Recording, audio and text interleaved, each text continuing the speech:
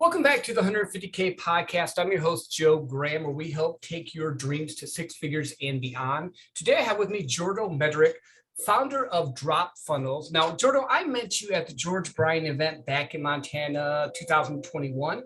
Thank you for being on the show. It's nice to have you here. Tell people a little bit about yourself, your background, and how you even got into the whole funnel game.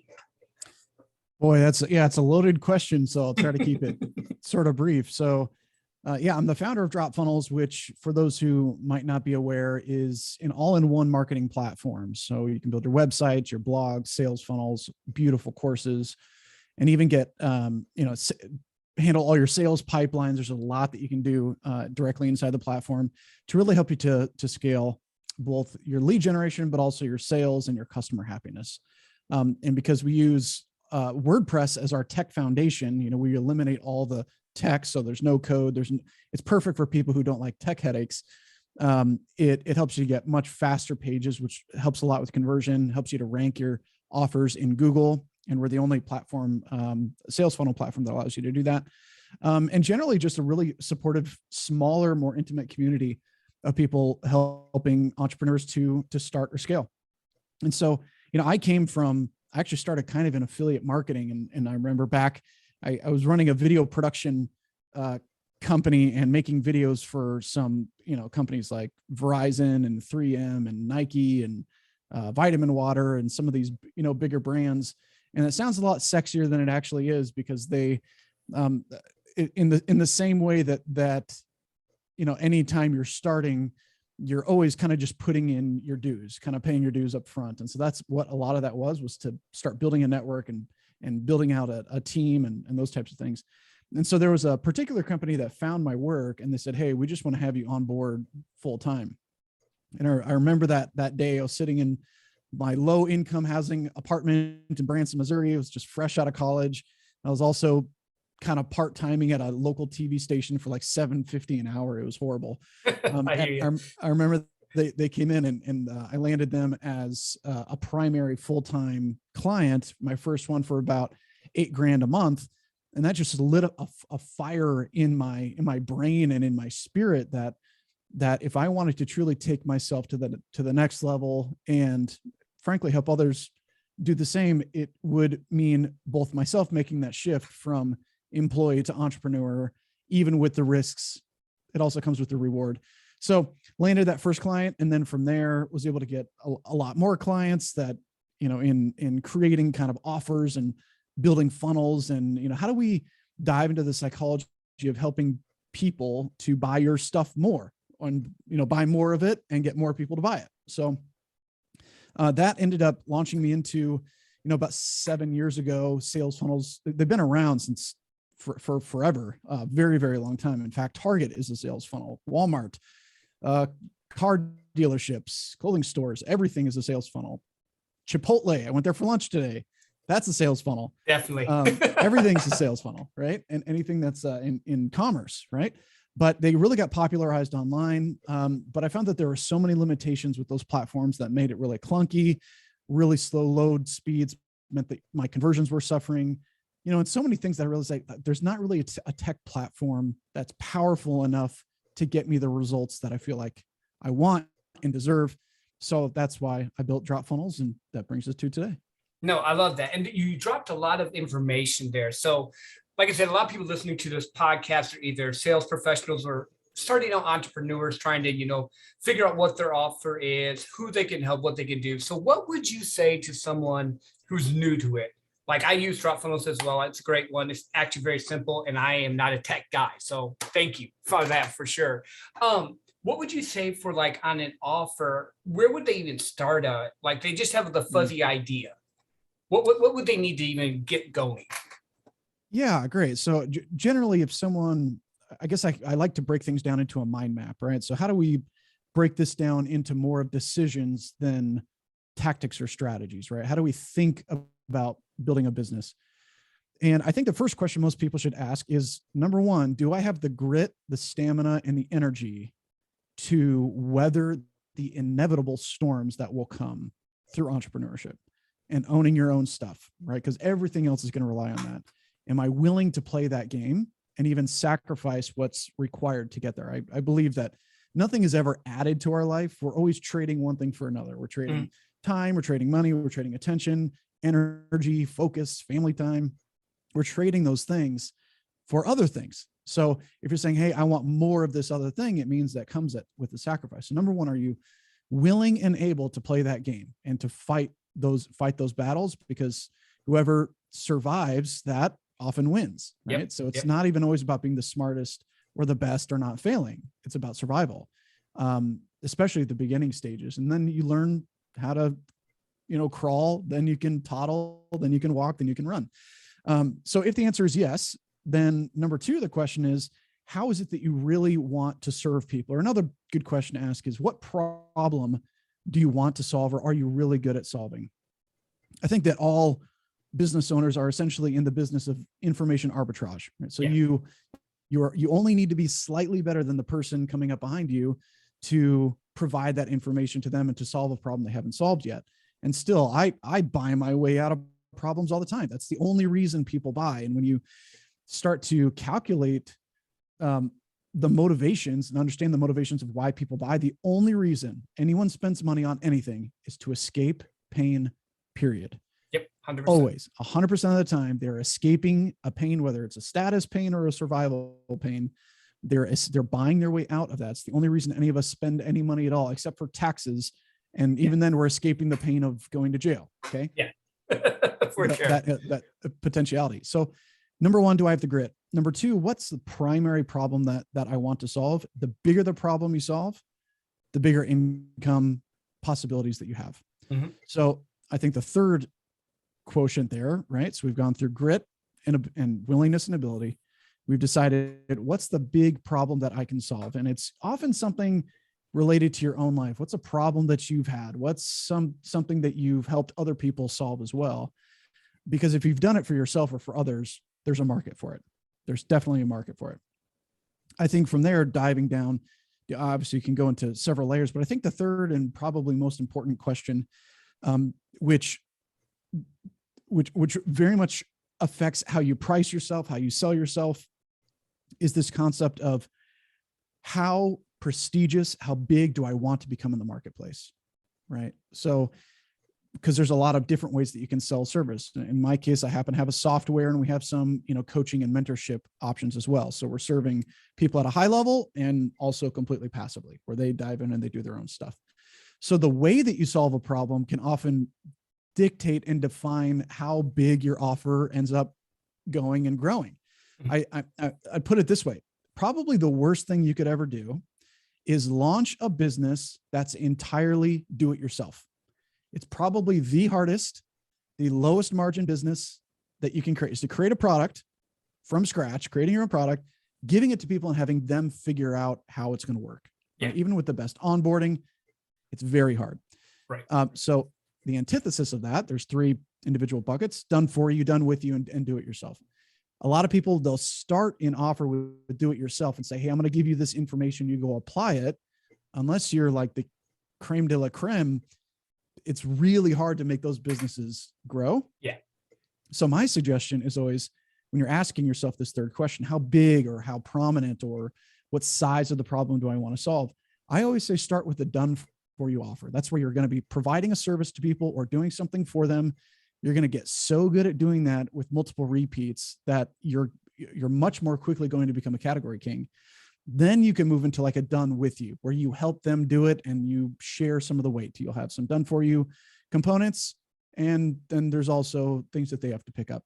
And then do it yourself is often like the lowest tier, usually low or mid-ticket products that people can go off and do on their own. And I always say go in that order. If you're just starting out, number one, ask yourself, do I have the stamina, energy, willingness, ability? Two, whatever two was. And then third was, do I want, how big or prominent? Oh, number two is all about the size of the problem. What's the size of the problem I want to solve? And then the third is, how do you solve it? How do you go about doing that? And I always suggest starting with some type of a done for you, and then you can move into done with you, and then do it yourself if that's what you ultimately want to do. But I'd say you win and other people win best when you start with done for you. And I want to dig into that a little bit just to get a little clarification, because there's some coaches and all that listen to this. Would coaching be a done for you or a done with you type of business? Yeah, coaching is 100% not done for you. It's Right. definitely at best done with you, but is very often do it yourself, right? So I like to put it this way, because coaching can be a great business, amazing margins. You can sell a high ticket offer. I mean, I see coaching programs selling between 2K to 200K, right? Mhm. For a single purchase. So it can be a very profitable business. But the thing about the coaching industry in general is that people want to follow someone who can do what they say they can do. Yep. Right. So when you've gone through some type of a big transformation yourself, that's a lot of evidence to leverage to help other people to do the same. But the done for you component of that starts with yourself, especially in the coaching space, is you need, if you're going to be a coach or even a consultant at that point where it's your expertise, you need to go through some personal trials and tribulations. And this is not the sexy answer, but it's the truth. Yep. Making that transformation yourself, doing something that is out of the ordinary, or what we would call extraordinary, that process gives you a path that other people can duplicate. That's what the scientific method is all about. We say, I've got this problem or something I'm trying to solve for. I create a hypothesis. I go test that with a single variable, one constant.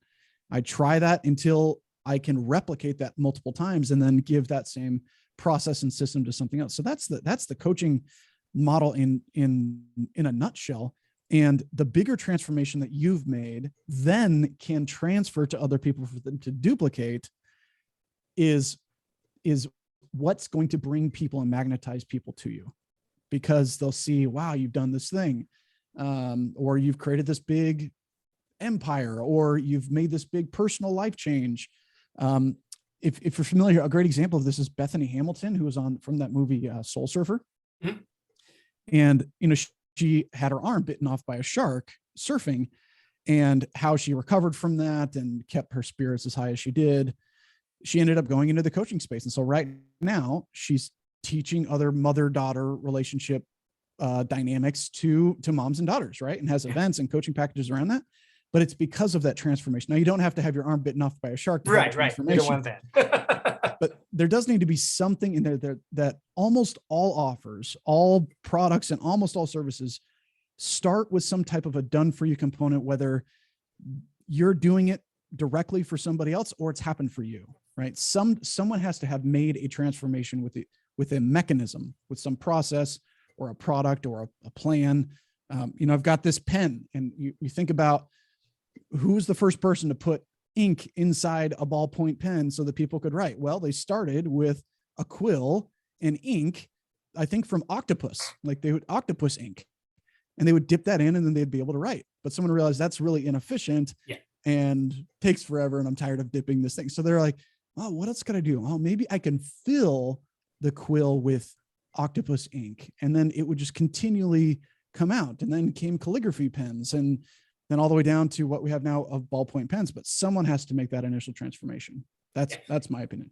No, and it makes sense, because you need to have a niche, or you need to have something that you have accomplished, because you don't want to deal with a 20-year life coach because they haven't experienced life yet. Not being mean, that's not something you want to deal with. You want someone that's done either the process you've done or can help you with the skill set you're doing. So how do you price offers? Because a lot of people, maybe they don't understand the value of what it is. Like me, I have an iPhone. I'll pay $1,000 for an iPhone. My wife won't pay $1 for it because she hates iPhone, but she'll pay $1,000 for the Samsung. So how do you price offers and services that you're trying to bring to market?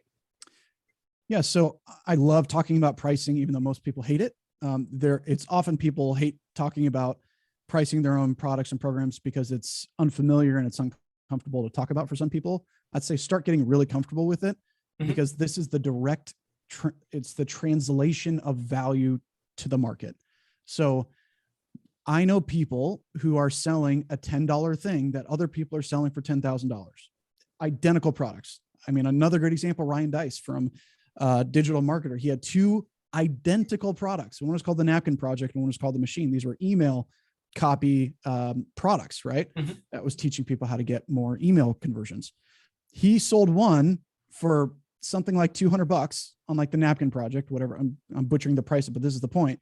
All the way up to like a $10,000 live event with support and all. So when we're talking about selling one product that maybe has comparisons on the market, the thing that most people are actually fighting is not the pricing of it. It's two things. One is having a good product, and two is fighting obscurity. So if you have a good product, and hopefully objectively, we'll assume everyone here has or is building a good product. If no one knows about it, no one's buying it. Right. So that's how we self-defeat. We end up creating like underpricing ourselves or building a commodity offer that's just comparable to what everyone else is doing because nobody knows about it yet. That's marketing, right? If I have a bad product and people know about it, I'm a con artist and I will probably not last long. If I have a bad offer and nobody knows about me, well, nothing's going to happen because no one's going to buy a bad offer in the first place. Right. So those are the two things that people are constantly at odds against, not necessarily pricing. But as a tactical step, what I like to generally think is the value to that person 10 times higher than the investment. If so, the objections shoot out the window almost 100% of the time. That if someone understands that the value either instantaneously or over time is 10 times what it would cost me to just maybe figuring it out on my own is going to cost me this much, or I would not see this amount of results or solving this specific problem, right? We're buying our way out of pain. If that 10 times quotient is there, it's an extremely high conversion rate, extremely high. Here's a great example. If you were to go say, hey, I want to be able to go places. I want my physical body when I want to go to the store or across the country or whatever, I want to go do that. Okay. So you have two options. You can go figure out by yourself how to build an engine, all the car pieces and components and put the whole thing together, or buy a kit and figure that out. No. Or you go to a store that has that. Yep. And that's a 10-to-1 relationship, which is why people buy cars instead of building cars. Because if it were up to me to go build a car, it would probably cost me $500,000 in time, education, parts, and failure, right? Mm-hmm. Yep. Probably $500,000. So that would make sense for me to be like, okay, I could just spend $50,000 and solve the problem right now and leverage what other people have done. So I see a bigger problem far more often of people undercharging than overcharging. And almost 100% of people that I consult with or I talk with or just have a brief conversation, I ask them about their pricing model and I can show them just a couple small tweaks to reframe how they're thinking about their offer so that they actually understand the value that is there is much higher than what they think. So if we can create that I believe and know that the output I create is 10 times greater than the investment. I mean, it's a lay down sale. It's like people are going to flock to you wanting your thing. And so to kind of cap off the thought, in almost all cases, I'd say it's 99% of the time when someone is not getting sales, it's often because no one knows about it. So you're not talking to enough people to make the offers to even validate if the offer is good or bad one way or the other. If you make an offer once and you don't sell it, it doesn't mean you're a failure. And if you offer it once and someone does buy it, it doesn't necessarily mean you're successful, right? It's the average of the mean. And really what that means. So I think it's about fighting obscurity, having a great product, and understanding that 10-to-1 ratio is a winning combination. And so again, you dropped some nice nuggets there. So with mindset, because I know a lot of people deal with this, people I talk to all the time because I do sales coaching, that whole pricing their offer.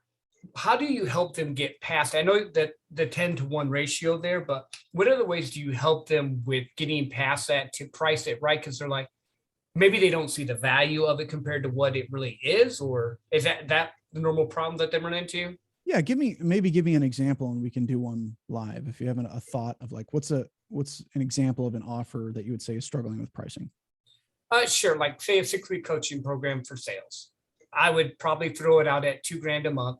I could give you all the list of the stuff that I've done. Like I have 15 years of sales experience. I win all the awards. I know what I'm doing, but is it really worth $2,000 or should I do more or do less? I think that would be some random obscure one that someone might throw out. So is it $2,000 a month or $2,000 for the whole program? $2,000 for the whole program. Sorry. For okay, 6 weeks. So here's the thing, what you need to consider. And if it was anyone there, this is kind of how I would really quickly kind of rip this apart to rebuild it. Is number one, what is the output that if someone does, and there's this whole formula, I call it the perfect offer formula, that kind of breaks this down to make it much easier to understand. But you want to ask, if they were to do exactly what it is that you tell them to do, right, and they have the right inputs, what would be the output that they could expect conservatively if they did exactly what you said? So it's a sales training. Yeah. How much more in sales would they make if they did exactly what you told them to? Floor 20 to 30% more, ceiling 80 to 90%.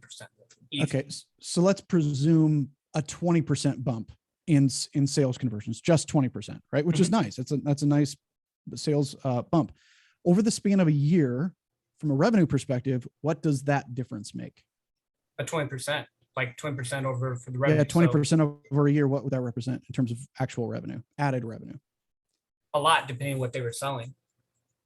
Right. So let's say that they were making, I don't know, $20,000 a month in sales. Let's say like that's a pretty good average, right? Mm-hmm. If that's the market that you're going for, is someone saying, hey, I'm making about $20,000 a month. If I were to bump that'd bump it up to $24,000 a month. So that's an additional $50,000 in value over the year. $2,000 is underpriced. Right. It's really a $4,800 program. That's what I would price it at. $4,800, which helps people who are making at least $20,000 a month increase their conversions by 20% or more. Right. So we see how we make this a very linear path. Now, if you're targeting people who are just starting in sales, that can be a tough, that can be a tough thing to figure out, because like they might not have a good offer. They're brand new or they're green to sales. So that's not a pricing or offer issue. That's a targeting issue. Yeah. That's talking to the wrong people. Where if we go after people who where that offer makes sense, and that would probably be the hook on the ad or the landing page. If you're selling at least $20,000 per month, we can help you increase that by 20 to 50% in under 6 weeks, guaranteed. It's a minimum $5,000 offer, priced at about $4,800. And you would see almost no sales resistance, understanding that the value of just 1 year of actually producing those results is 10 times what they just invested to do so. Yeah. Well, that makes more sense, because I think sometimes we try to, like, I know I do, I go too broad with who I can help, like the guy starting out or the company that's been doing it for a long way. So do you suggest that you narrow in your target market, like who you're looking to sell to? You have to. Yeah, you have to, because of exactly that. And when I see people going after too wide of a net, it's not actually bringing in more fish. It's almost like the holes of the net are all different sizes. So big ones are slipping through, small ones are slipping through, and people don't believe it, that it's for them. Mm-hmm. So I would say, like, let me ask you this. If I were to say, hey, I've got this brand new Lamborghini for sale, it's just $10,000, what would you say? Sign me up. Well, my guess, probably because you trust me, but most people, if they didn't know me, they would say, is this a real Lamborghini? Like, yeah, that's probably going to doubt. I know, right? You. So like, okay, cool. If you have one, Jordo, I trust that. You're right. Right. Isn't it? But it's also another point that isn't interesting, how trust impacts our decision-making when it comes to making purchases, right? Yes. 100%. That's the beauty of a warm market, right? Is that there's that trust built in. But when we underprice our offer, if you had a sales training offer, I mean, I know there's several guys I know that are doing $30,000 to $50,000 offers doing the exact same thing. Mm-hmm. Right. But if you're going after the newbies in the market who have not really substantiated themselves, the pain isn't great enough for them to invest heavily into doing that. But a company that is doing well, 20 to 50,000 a month, and they're trying to get to 100,000 a month, that's a way bigger problem to them, worth way more. And they have the financial means to make that make sense. Yeah. Right. And I think that's where a lot of people run into it. Cause like I said, I talked to a lot of coaches or different people, and they're trying to help people, but I don't think that they've dialed in on their target audience and who to help. Because if you're also going to do one for a lower, like starting out salespeople, it may be they would do 250 to 500 for a smaller training, but then you had to find out if that could actually make sense. Yeah. And I mean, look at me. I've got a marketing platform, and I can tell you that my biggest drop off is for people who are new entrepreneurs, like the people who do not stick around, right? Because there's no skin in the game. There's very little pain associated with solving the problem. So remember, if people are buying their way out of pain and there's no pain, they're not going to buy their way out of it. Right. They're not going to buy anything, right? Because there's no, first of all, they're ineligible financially speaking, if that happens to be the case, or there's not enough of a problem for me to even be resourceful to solve that problem. So the people who do stick, they tend to be higher level entrepreneurs. They're established and they don't squabble over like the fine details. They just get in and be like, cool, sounds great. This beats that, going with this, run with it. And then they win. Right. So I think for anyone who's struggling with sales and marketing, I would say that that's a really big flag to throw up, is how wide of a net. And if you narrow that down, that you can be the king of that fish, or that fishbowl, right? You can be that instead of in this huge red ocean, by saying you're going to serve specifically that market. And you can go either way. It could be like, hey, here's how you start a career in high ticket sales, for example. And there's several other outfits doing something very similar. They'll charge $2,000 to $3,000 for it, because that's all it's really worth as a quotient to pain. The exact same company is also selling, hey, we're going to staff you with high ticket closers. It's $30,000 to $50,000, right? To those companies, because the pain is commensurate to that. So, but those are two offers to two markets. And I'd say they would be far less successful if they were going for that whole big shebang, and much more profitable when it's very targeted. Yeah. Go deep, get your niche, know your audience, and help them. And then you can build from there. So once they get their actual offer down and the pricing and all that, how do they actually get it to market? Like when you're just starting out, like I know there's marketing and stuff, but like you mentioned WordPress and Google searches and stuff. I know Dropfunnels helps with it, but how do they like get the attention they need? Yeah, it's another loaded question, but it's a good one and it's a fair one. Like, look, I have every incentive on the planet to help people to set up sites or funnels and get ranked and do all of that. That is the slowest path to collecting cash, period. Doing anything in SEO is a waste of time. Trying to build out some huge social media audience is a waste of time. Are those things beneficial in sequential order? 1,000,000,000%. Yes, they are, even though that's an irrational percentage. Yes, it makes sense in the right order. But it's kind of like if I were to say, hey, my goal, my output I'm looking for is to make money, right? That's the goal that I want. I want to launch this business. Even this just happened recently. It's funny we bring it up. This particular guy was building up this huge product line for educating kids or something along those lines. And he said, I'm going to build up a huge YouTube audience, build up a YouTube channel to send traffic to my funnel. I was like, well, that's great. It's great to build up a YouTube audience. It's going to be 3 years. Yeah. It's going to be minimum 2 years to 3 years of building hundreds of videos before you gain any amount of traction that can actually convert to consistent traffic. Is it worth doing? Yes, but not until you've got some market validation, right? So that's what I call professional procrastination, is spending so much time building deep in the product, staying in the weeds because it's comfortable, or saying I'm going to go build a huge audience and then sell to them later on. It's all procrastinating what needs to happen now, which in my opinion, I think the fastest way is to go to an existing audience, get a beta business to actually serve, right? And actually get clients in the door, period. No matter what the offer is, get the product into people's hands, because it's going to tell you everything to whether it actually solves their problem or not. If it does, you have market validation, then you can go sell it, and probably for a lot. If they come back and say, oh, this didn't really do much for me, or, hey, here's what needs to be improved, then you've got that validation back. But I'd say the very best thing that you can do is let the market speak, not only about what they want, but whether or not the product works well. Now, it's not the sexy answer, but it's the right answer. And if people do this more often, they're going to find that doing that hard work is going to be building out huge SEO campaigns or trying to build a massive YouTube channel, because I'm just going directly to the audience and saying, what do you think of this? Does this help you? Does this work for you? And then from there, you're going to know very quickly everything you need to scale an offer. Yeah, no, and I love that. Like I did that kind of with I wrote this book and it sucked. I know it sucked, but at the time, it was the first time I tried. I wrote this ebook. I sent it to like some of my friends to test it out. Like, hey, what do you think? And they're like, is this from the 80s? And then one guy stopped and goes, no, dude, I like a lot of the stuff you have here, but I need more of A, B, and C. And then I knew what I needed to do to actually fix it. And I valued him a lot more because of that real-time feedback. And the more you do that, the better you'll get at your offers and helping people. So no, I agree with you 100%. I think people just try to get busy. They want to be busy and say that they're doing business instead of actually doing business. Yeah, it's one of the Kikich Credo principles. It's principle number one is that, people will do anything to stay in their comfort zone. They will fight to remain in their comfort zone.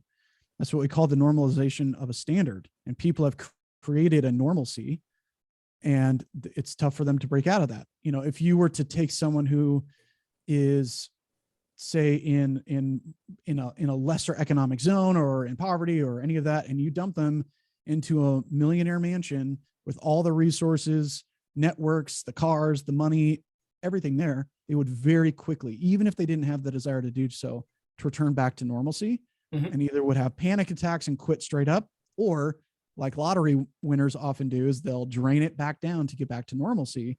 So even if something positive comes into our life, sometimes we unconsciously and subconsciously repel that thing because it's not normal to us. It's a foreign body. It's an alien. It's unnatural to us. Yeah. So for us to get to that next level, we need to pre-normalize to a higher standard and take that rubber band, as my friend Seth Ellsworth always says, and raise the band, right? Because there's going to be bounces in the middle of that band there. But if I'm down here and it goes up, I want to make that my new floor. So I need to move the whole rubber band up. That way, the bottom, the valley of that new normalized standard is the highest that it would be previously. So I always say, if someone's, say, maybe just starting out and, maybe they've been in business for a little bit and they're hovering around that 5 to 10K per month mark, you need to normalize the inputs of the business towards 30K per month, right? So that means instead of talking to 5 leads per month, we need to triple that to 15 leads per month. Yep. And if I perform less than that, I'm underperforming, and I'm normalizing to a higher practice and standard. So if I've talked to 5 and I make 10K, what would happen if you triple that? Well, likely at that scale, your conversions will carry with you. There's a diminishing return far down the line, but that's not within that gap. You normalize around 30K and say, no, 30K isn't my goal. If I'm under 30K, I'm uncomfortable. I'm not happy. I'm unsatisfied. And then that's how you start to normalize to some of these higher standards. No, I love that. It's just that whole progression that you've been talking about and getting into the room. So what else have we missed with this? We have our offer now. We've talked about pricing. We've talked about the different types of aspects we can offer. What else are we missing? Yeah, I think so we've talked about a lot of the kind of foreground work. I think one of the best things that people can do is start to build a habit of making more offers in the marketplace. And I've got this phrase that the amount of revenue you generate is directly related to the offers you make. So a sales funnel, everyone kind of wants a sales funnel. A sales funnel is a way of automating the offer making process and the decision making process for a prospect. So for us, we're saying, okay, if I want to tell more people about an offer, a funnel can automate that. I always say, start that organically. Go sell an offer 20, 30 times organically yourself. You're going to find out so much about it and improve the offer, the messaging, what works, what gets people excited, what doesn't, and optimize around that. Then take that exact messaging that was working, that worked well for you, carry that into an automated sales funnel. Exact same stuff. Don't change anything about it. Exact same marketing hooks, sales pitch, price point, pictures. You're going to automate what you already did manually.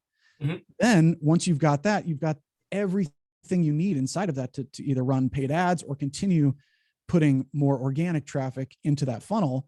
And then that starts to automate your business, right? I just added a here's an example. I just added this in, I think yesterday or something like that. And I added a $297 upsell to our trial sequence in the software, right? So you can start a free trial, but what I know is that what a lot of people struggle with is getting themselves actually set up. So I added an option in there for $297 where you get to pick like one of our premium templates, and then my team actually goes into your account and builds your first funnel for you. So normally that would be a very expensive service, and I'm dropping it down to almost nothing. And that's fine for me because I'd rather keep people in the platform and get to serve them long-term than for them to get overwhelmed and stop, right? So it's an adoption and onboarding process. And so right now that's converting at about 25%, which we can improve. But that's great. And for that, it means that that person, or the people in that bucket, I'll probably be able to go back and track how many of them stick. And probably the other 75% are going to churn sooner than that 25% because it's part of that. So, but that's just an automated sales process. I shot a video. You'd probably throw up if you saw how ugly the page is. It's so ugly and not designed at all professionally. I did it myself. Little headline that says, hey, how would you like for my team to build your first funnel for you? Little video for me. I have a guy that I found, he works in the Philippines. He's amazing, who just edited the video for me. I wrote up some sales copy and I added a button to say yes or no, and they can choose either one and it takes them to the next step. That's a version of automating a sales process. And so now every single time that someone comes through, they would see that and would have that opportunity to do yay or nay. And so I think that's the biggest thing, whether you're doing it through a sales funnel or you're doing it manually and organically, is to make more offers to the marketplace. Go post that you're going to run a challenge. Go post that you're going to do a live free training.